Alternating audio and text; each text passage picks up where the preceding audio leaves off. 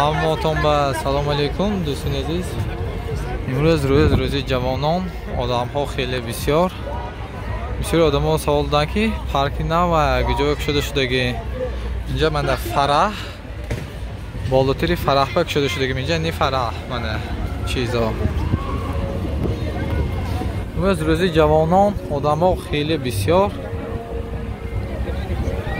باز در ناشا هم میگیریم ویدیو رو تا آخر تماشا کنید دوستان. همین از شما خواهش میکنم که یک تم رکلام هست، همین یک رکلام تماشا کنید با همین ویدیو رو تماشا کنید.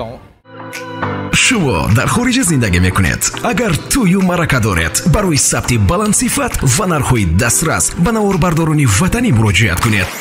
نواربرداری کسبی سنجر مدیا امروز امکانیت دارد که در شهرهای سنت پتربورگ و مسکو فدراسیون روسیه تویو مرکه شما را در سطح اروپایی با مبلغ گذاری تاجیکانه ثبت کند. فراموش نکنید برای اونی که روزهای خورسندی در خاطر آن نقش بندند آنها باید خیلی خوب نواربرداری کرده شود. پس سنجر مدیا در خدمت شما میکنید. راحت تلفن برای تماس 98 867 94 94 98 858 39 39. توی مرکه شما با سودی از سنجر مدیا باز هم زیباتر میگذارد.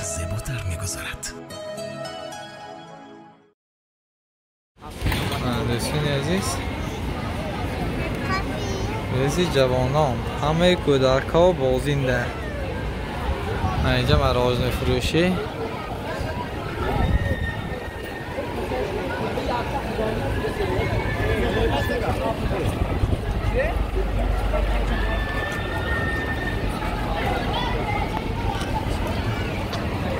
این دیومین نواری ما سعی کنی بادام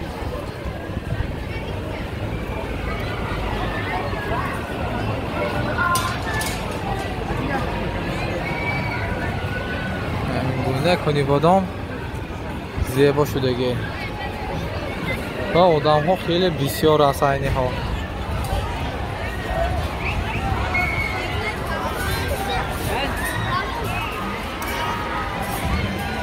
خیلی بسیار آدم ها خیلی بسیار انچه ترقیاتی کنی بادام زور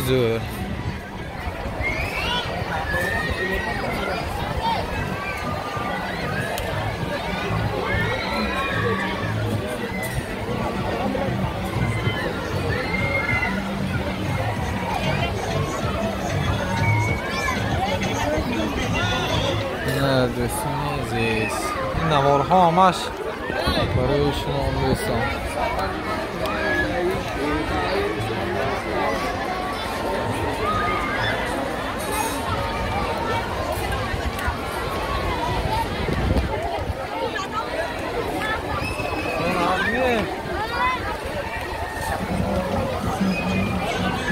کروچه همه شو خورسندی کنی بادامنده همه گشته است. ولی خدا خواهد همتون بیبیتون همین گونه فرزند خود رو شاد میگردونیتون دوستان.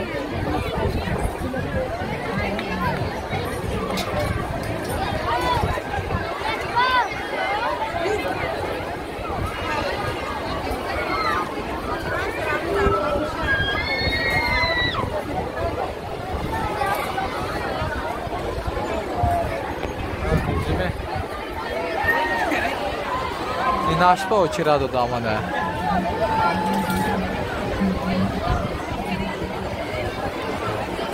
روزی بارانی من امروز باران بارساس روزی جوان مانده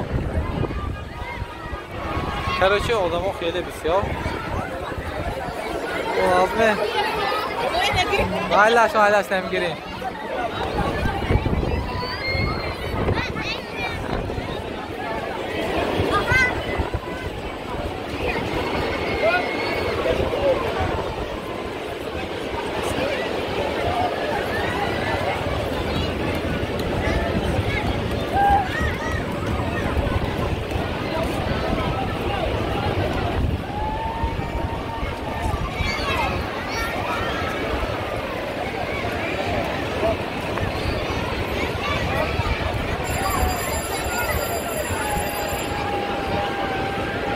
دوستان عزیز یک چیز را نگفته نمونم ما کار خود را نواربرداری را در شهر روسیه سر کرده میتوانید از خدمت رسانی ما استفاده برای دوستان برای پاتشکا обязательно скидка هست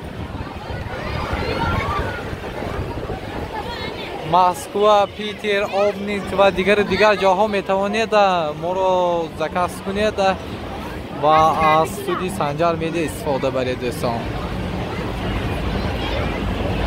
برای همتون یک جهان تشکری زیاد که وقتی خدا دریغ نداشته ویدیوی ما رو تماشا کرده ایستاده کسانی که ما رو دستگیری میکنه با آنها یک جهان تشکری زیاد میگویم دوستان عزیز همین ویدیو رو لایک مونده به ایمو وایبر واتساپ одноклассники فیسبوک поделиться کنید تا که دیگرها هم از این نواری کنی بادام با خبر گردند بسیاری آدما نمیدونن که کنی بادام چگونه زیبا گشته است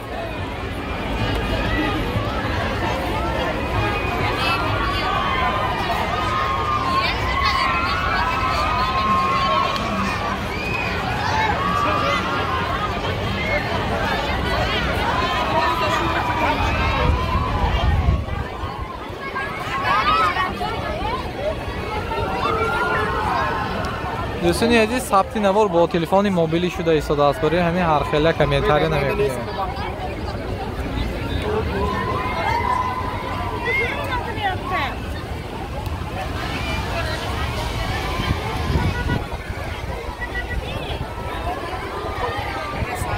Graças a Deus.